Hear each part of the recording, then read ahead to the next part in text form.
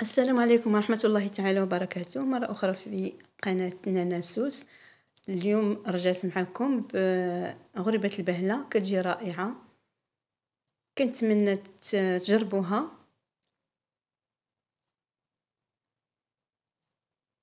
مقادير ساهلين. هنا غندوزو المقادير.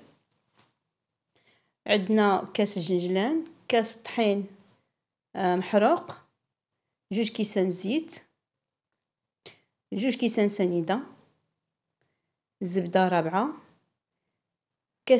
كاس اللوز محمر ومهرمش، ملحة،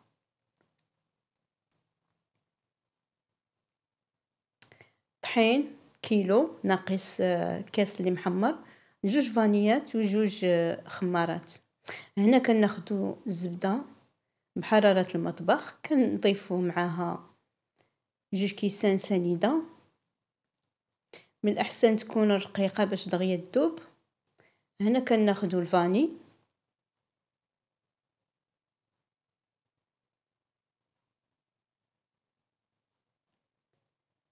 كنحاولو ندمجو العناصر.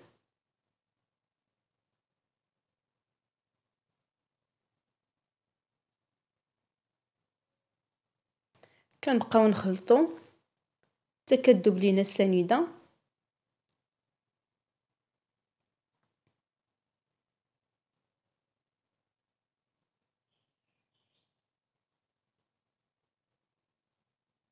مع الحرارة الزبدة كتكون دايبة.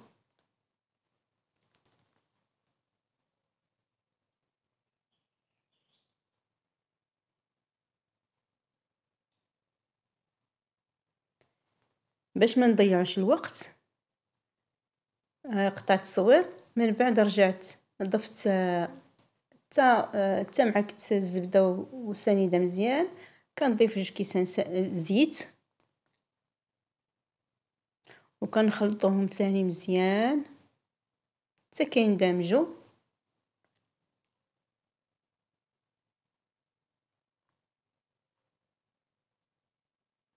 الا بغيتو ديروا نفس المقادير ديروهم.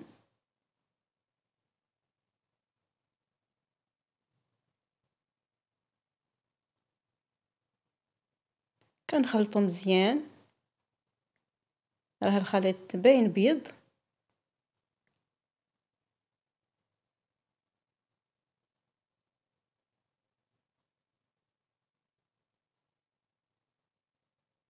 كنضيفو قبصة الملح،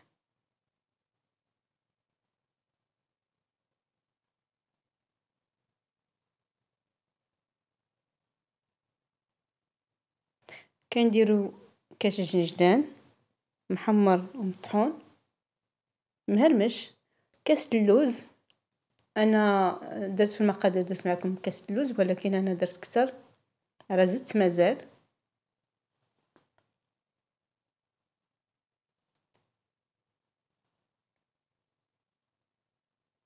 كنخلطوهم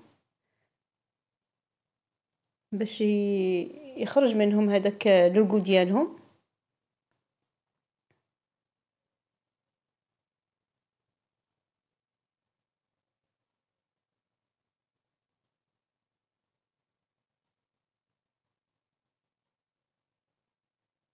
من بعد كنديرو كاس الفورس مطحون محمر، عفوا محمر.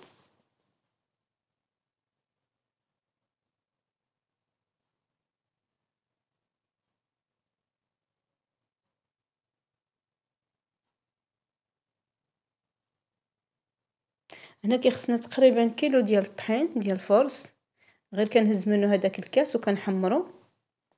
وانتم بقاو ديروا عينكم ميزانكم، حيت الفورس ما كيكونش بحال بحال،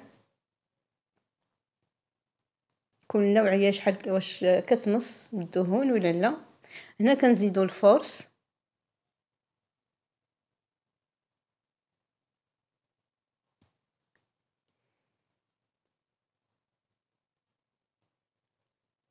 انا تقريبا هزات ليا كيلو. كنضيفو 2 خمارات،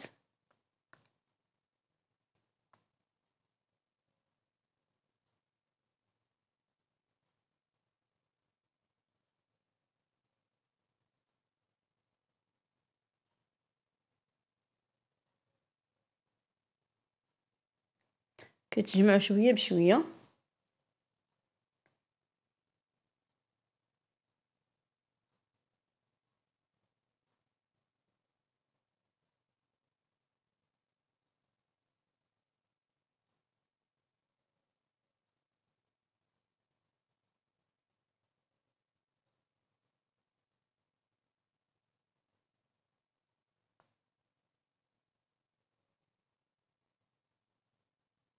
من بعد انا كنضيف الطحين كامل وكندير 2 يدين باش تعجن مزيان، واحد ربع ساعه.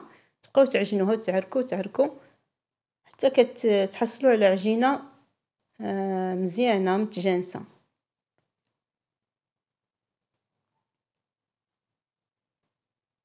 نتوما بلاصه الفاني ما بغيتوش ديروا الفاني ديروا القرفه ولا اللوغو اللي بغيتو. الا بغيتو تخليو اللوغو ديال اللوز بوحدو خليوه. غير الفاني هو بحال كيخليها مدايره شنقول لكم واقفه. هنا كنديروا كويرات.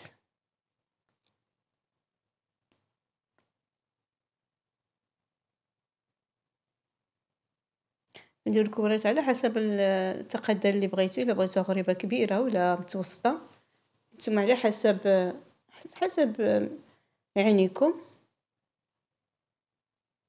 ولا الشكل اللي بغيتو.